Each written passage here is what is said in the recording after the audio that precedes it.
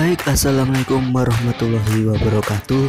Jumpa lagi di Arsitek Channel, channel yang berisi informasi seputar dunia musik dan teknologi tentunya. Pada edisi 14 Juni 2020, tepatnya di hari Minggu, kali ini saya akan sharing ya bagaimana tentang memperbaiki receiver Venus Meteor yang kendalanya adalah mati total atau tidak bisa on ya. Yo, subscribe dulu guys channel ini dan aktifkan loncengnya. Semoga channel ini terus berkembang dan bermanfaat guys.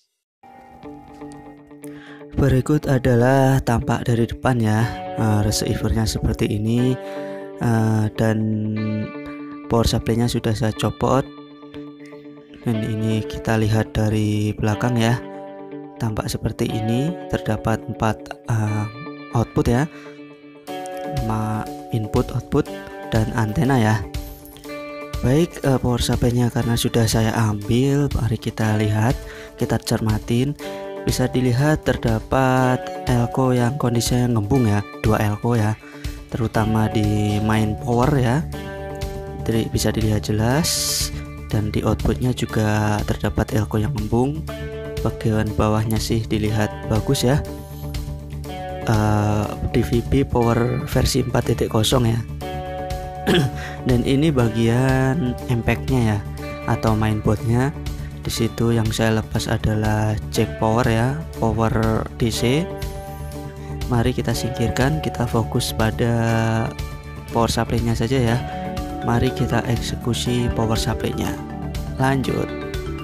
Baik, langsung saja kita eksekusi ya untuk modul power supply-nya. Terlebih dahulu kita nyalakan solder ya. Nah, sudah dipanasin, kita nyalakan blower sekaligus lampu penerangan ya, agar bekerjanya kita lebih nyaman dan enak. Karena saya bekerja di dalam ruang AC ya, tentunya kita harus jaga kesehatan dan keselamatan kerja ya. Lalu kita juga ambil penyedot timah, kita bersihkan dahulu, siapkan dahulu alat dan bahan ya. Kita fokus pada elko yang gembung. Kita copot terlebih dahulu elkonya, karena ini adalah solderan pabrik, biasanya agak susah untuk dilepas ya. Maka kita tambahin sedikit timah agar mudah dalam proses pencabutannya. Setelah kita rasa cukup, kita solder menggunakan atraktor ya, atau dalam bahasa kita sering kita sebut dengan penyedot timah ya. Kita copot kedua elko yang kondisi fisiknya ngembung tadi. Oke, bisa dilihat nanti elkonya. Ini merupakan elko power ya, di bagian input senilai 2,2 mikrofarad 400 volt ya. Dan kita eksekusi untuk elko yang kedua yang nilainya 1000 mikro 10 volt. Karena untuk 10 volt itu biasanya susah ya dicarinya, maka nanti bisa diganti menggunakan elko yang 1000 mikro 16 volt juga bisa ya. Baik, kita cabut langsung. Elkonya sudah terlepas ya dari mainboard PCB ya. Langkah selanjutnya, nah ini ukurannya bisa dilihat. Langkah selanjutnya adalah mengetes kapasitas kapasitor menggunakan multifunction tester ya. Saya ambil dulu multifunction testernya, sudah saya ambil. Lalu kita langsung saja eksekusi untuk mengetes nilai kapasitas dari kapasitor ya. Baik, langsung saja kita tes ya. Elkonya bebas, bisa memilih kakinya. Kita tekan start dan kita lihat hasilnya. Hasilnya adalah sekitar berapa itu? 21,57 mikrofarad ya. Ya, bisa dikatakan elko ini kondisi rusak. Lalu kita eksekusi elko yang kedua ya. Dari nilai 1000 menjadi berapa ya? Tuh, kita tunggu lagi melakukan pengetesan ya.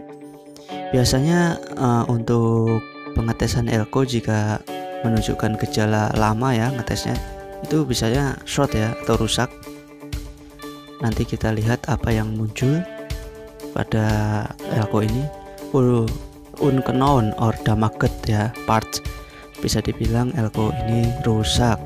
Baik, setelah kita melepas kapasitor yang rusak tadi ya, kita ganti dengan kapasitor yang baru. Tentunya nilainya harus sama, setidaknya sama ya, terutama di kapasitas dan tegangan kerja ya dari kapasitor tersebut. Lalu hal apa yang akan saya lakukan?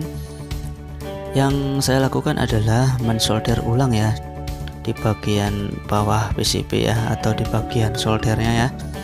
Karena kenapa?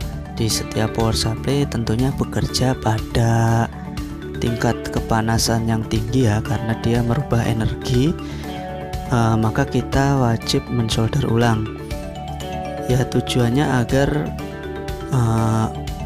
rangkaian ini ya bekerja normal sesuai dengan aslinya ya, sebisa mungkin. Baik, kita juga harus teliti ya agar dalam proses solder ulang ini tidak ada bagian yang short ya.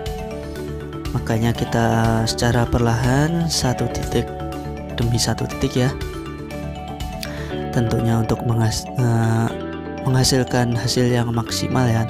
Ketika solder sudah mulai bergerak, kita bisa bersihkan ujung solder itu dengan menggunakan pasta solder ya. Jadi agar tetap bersih dan enak untuk mensolder ulang di bagian sisi-sisi yang kecil ya. Semisal di bagian IC atau di bagian yang kecil lainnya. Tujuannya agar solderan kita tidak short ya. Karena di dalam unit power supply jika ada suatu short maka akan berakibat fatal ya, nanti bisa terjadi konsleting arus listrik ya. Baik, sedikit lagi selesai. Kita juga harus tetap sabar dan fokus ya. Dan saya rasa ini sudah selesai ya. Komponennya elko sudah saya ganti dengan yang baru ya, walaupun berbeda ukuran fisiknya ya, tapi yang penting nilai dan tegangan kerja sesuai dengan yang aslinya. Baik, langkah selanjutnya power supply ini akan saya pasang di unit ya. Baik, proses kali ini adalah proses pemasangan power supply ke dalam unit box ya. Kita pastikan pin-pin lubang baut pas ya, tidak meleset, dan kita pasang soket AC inputnya ya. Kita pastikan juga kabel-kabel aman ya terhadap komponen-komponen lainnya ya. Mari kita ambil bautnya, kita pasangkan bautnya dulu ya. Kita pasang 2 saja cukup ya, di sisi mana saja boleh, yang penting tujuannya kuat dan posisi power supply tidak goyang ya. Kita baut seperti itu. Dan kayaknya ini agak tidak pas ya, atau bisa dikatakan mungkin selek, maka kita ganti bautnya dulu ya. Atau kita bisa pasangkan baut lain dan ternyata ini bautnya tidak selek ya. Setelah kita ganti, kita pasang sisi nyilang ya, jadi biar tidak goyang. Namun alangkah baiknya kalau keempat baut itu dipasang semua ya. Nanti proses selanjutnya adalah proses pengukuran ya. Proses pengukuran tegangan output dari power supply. Baik, proses kali ini adalah proses pengukuran tegangan output dari power supply ya. Kita posisikan di skala 10 volt ya. Kita ukur dulu tegangan 5 voltnya dan ternyata normal ya, terbaca 5 volt. Sedangkan tegangan kedua 24 volt, kita skalakan posisi AA di 50 dan terbaca 24 ya, berarti tandanya oke ya power supply-nya. Mari kita off kan, lalu kita pasangkan output kabelnya ke main unit dan kita nyalakan ya. Dan ternyata receiver Venus menyala ya, lagi booting dia, berarti sukses. Terima kasih sudah menonton video tentang bagaimana cara perbaikan receiver Venus Meteor dengan gejala kerusakan mati total ya. Hanya cukup mengganti beberapa buah kapasitor dan mensolder ulang, dan akhirnya bisa menyala kembali normal ya. Sekian video sharing dari saya. Apabila bermanfaat, silahkan share, komen, like, dan subscribe ya. Terima kasih. Wassalamualaikum warahmatullahi wabarakatuh.